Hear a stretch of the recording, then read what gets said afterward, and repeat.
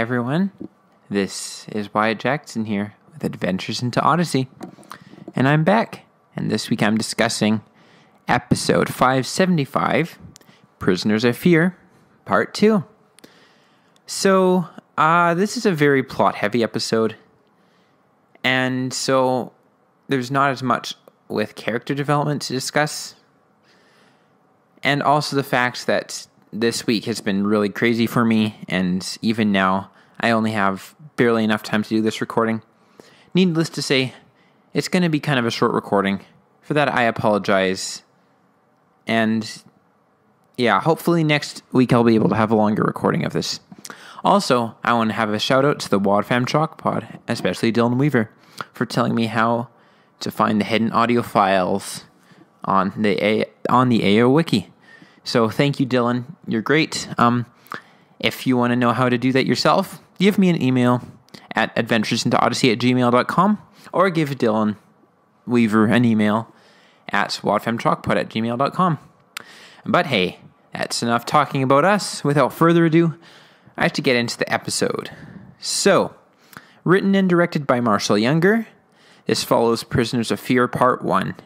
And this episode picks up literally right where the last episode left off. So, it is the third episode of the Leonard Meltsner saga. And, yeah, out of 12 episodes. So, yeah, I don't count a new era. So this has a relatively small cast. Eugene Meltsner plays Will Ryan. Okay, Will Ryan plays Eugene Meltsner. Pontia Nichols. I can't pronounce that. I'm sorry. Anyway, we get Eugene Meltsner, Amon, Katrina Meltsner, Yosef, and Haziz. And Haziz is only at the very end. So anyway, let's get into the plot of this episode. On the AO Wiki, I'm going to read the summary. So the summary says, the plot thickens as Eugene and Katrina find themselves caught in the struggle between two African tribes. But everything takes a sudden turn when Eugene discovers a lot more about a connection to his own past. As I said before, this episode leaves right off with where the last one, or this episode picks right up where the last one left off, and it's a pretty good episode. Yeah.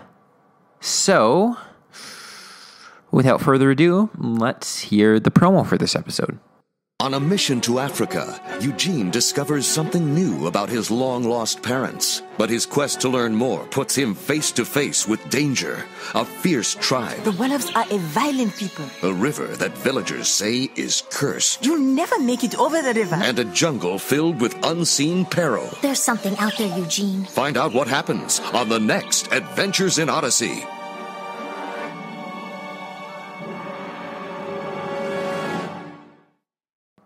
Huh, that was a pretty good promo, I have to admit. The other one I was a bit disappointed about because they kind of gave bad information. It was just kind of a weird promo. This one, pretty good. They gave good information. They didn't spoil too much of the episode, but yeah. So, good job, Odyssey. That was a good promo. So anyway, let's get into the episode. So, this episode literally starts off right where the last one went off. It's Eugene and Amon talking, and Amon's kind of explaining stuff to Eugene. So, Amon says that, so I'm just going to say what she said in a nutshell. So Leonard Meltsner, aka Marathi, worked in the Ashanti village for quite a while, and it was a big tribe back then, and everyone really admired him and respected him. And then this American came, and we later in the series find out his name's Dalton Kern. So he comes and he basically says that that he's going to start digging for gold and that they'll get rich. And so tons of them go because they're greedy, and like half the tribe goes and they create a new tribe called the Wolofs. And so Gobir also leaves, and then Gobir eventually comes back because greed destroys his soul. And then shortly after, the Wolofs come and they want to like kill their ex-neighbors and relatives. But then they like there's this trade, and then it's like they'll if the Ashantis give Leonard Meltzner, they won't destroy them. And the Ashantis want to fight them, but then Leonard knows that they don't stand a chance, and so he offers himself up. Really good parallel to Jesus offering himself up for us. But anyway, yeah, so that's kind of the nutshell in the story. No one's seen the Wolofs or anyone for 21 years, 6 months. Also, this gives us an insight into Eugene, as we find out that he was 7 when he lost his parents. So Eugene was 7 when this happened, and this happened 21 years ago. So Eugene's 28. Kind of interesting. Odyssey doesn't really ever give us much timeline stuff, because Odyssey timeline is really messed up and weird. But yeah, I'm glad they did that little piece, and I could definitely see Eugene being 28. So, but anyway, getting back to the plots. After this whole thing happened, lots of Ashanti people were angry at Yosef, the leader, and so they kind of expelled him from the community. And as he walked out onto the bridge, the waves came up and caught him off his balance and washed him down a waterfall, and he died. At least that's what they think. We later find out that he's indeed alive and well, but for now, he is dead. So, Eugene is exuberant, and he decides that his parents could still be alive. And so we go to Eugene telling his wife Katrina, and Katrina is like super excited, and Eugene is determined to search for his parents. And then they ask for Amon's help, but Amon's like, no, you're going to die. And Eugene's like, no, come on, Amon. Like, we need to do this. And Amon's like, okay, fine, I'll give you supplies, but you're going to die, so it doesn't really matter. So they go to this rope bridge, and they have supplies from Amon, and they go, and so they go to this rope bridge, and Eugene's like, it looks pretty unstable, and the water looks pretty quiet, and so he goes out in the middle, and then the water starts rushing, and Katrina screams. Eugene nearly dies, but he like flings himself onto the shore. It's pretty dramatic, great sound engineering. And then Eugene's like, whoa, how did that happen? And like they're both scratching their heads in puzzlement. That's what I imagine. And this is a goof in the episode, I've noticed. On the album cover, it shows Eugene and Katrina both over halfway on the bridge, running to the other side, and you don't see the tsunami of water. Only Eugene ever steps foot on the bridge, and only he, like Katrina, it doesn't go on the bridge. Maybe. I don't think so. So that's just a goof I noticed. And then Eugene gets the hunch. He's like, I think we should go up the river. And Katrina's like, why? And he's like, call it a hunch. And Katrina's like, you don't believe in hunches. And Eugene's like, oh yeah, right. But anyway, they both decide to walk up the river. And they walk up the river, and they're walking through like burial grounds. And then there's this amazing quote that's like so amazing. Eugene asked Katrina if she's okay, and she says, I'm fine, although I must admit, I would ask for a break if I wasn't worried about snakes attacking me. And then Eugene's like, well, if you see anything threatening, remember, Amon gave me a knife. And Katrina says, I'm sorry for this, but I'm really having a difficult time imagining you using that knife on anything that wasn't served on a plate in a climate-controlled restaurant. Oh, super good fleshing out of Eugene and Katrina's characters. But yeah, and then literally right after they say this, Katrina's like, Eugene, what's that? And then Eugene overreacts and is like threatening. And then she's like, Eugene, it's a dam, a modern dam. Eugene's like, oh, you're right, it's a dam.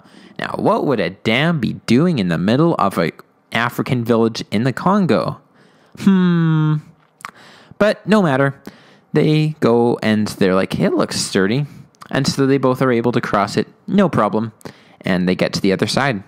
And so they're both like, well, so much for the curse, na na na na na. and they both kind of go waltzing. And so then this is where the plot gets really thick. Okay, I'm going to try to do this. So they're both walking along, and then one of two moments where I jumped in this episode, it gets me every time I listen to this episode. Yosef appears, and he's like, "What are you doing?" And they're like, "We mean no harm. We have no valuables. He's like, "Marathi? Is that you?" Because, like, everyone asks Eugene that question. He's like, "No, I'm Marati's son." And then Yosef is like, "But the Ashantis won't know the difference. Come on, I'm taking you to them." And then Eugene's like, "No, they know I'm not Marathi." And he's like, "Oh, well then come on. You're going to come with me." And they're like, "Where?" He's like, "We're going to go to the Wolof tribe." They're like, oh, okay. Uh-oh. And so he forces them to go with him. It doesn't say how he forces them to go with him. Maybe. But he also reveals his name is Yosef. He was the ex-village leader. And he's been separated from the people that he dearly loved for over 20 years. So, anyway, for 21 years, 6 months, that's what it is. So, anyway, getting back to the plot. So, Eugene's like, "Is my father in the Wolofs?" And Yosef is like, "Last time I was there, he was." And Eugene is like, "See, Katrina, my dad's still alive." And Katrina's like, "Great. Look, what are you planning on doing with us?" And he's like, "I'm going to trade you for Marathi." They're like, "What? Why?" And Yosef is like, "You ask too many questions. Come on, let's go." And so they go. And yeah. So we go to the next scene with Eugene and Katrina and Yosef, and they come to the Wolof village, but it's abandoned. And so they're like, "Oh, well, they're not here." And then they're like, "The gold deposits must have ran out." And then Katrina spots a grave that looks fairly new, and it's of Thelma Meltzner, Leonard's wife. And Eugene is understandably very sad, but at the same time, he has now like a resolution that he's going to find his parents. And then he's like, "Let's continue looking through the village." And so then we go to a new scene, and they're in the gold mine, and they're like, "Hey, look, I think a cave-in happened down here." And Yosef is like, "Yeah, that's right. It looks like a cave-in happened here." And then we get Aziz coming. And this is the other part of the episode. He's like, "What are you guys doing here?" And then, yeah, and then he's like, "Marathi?" And then Eugene's like, "Marati's son, not him." He's like, "Oh, I see." No, he's not. What? Okay, I'm getting my notes messed up with I'm getting my notes so messed up with like Yosef.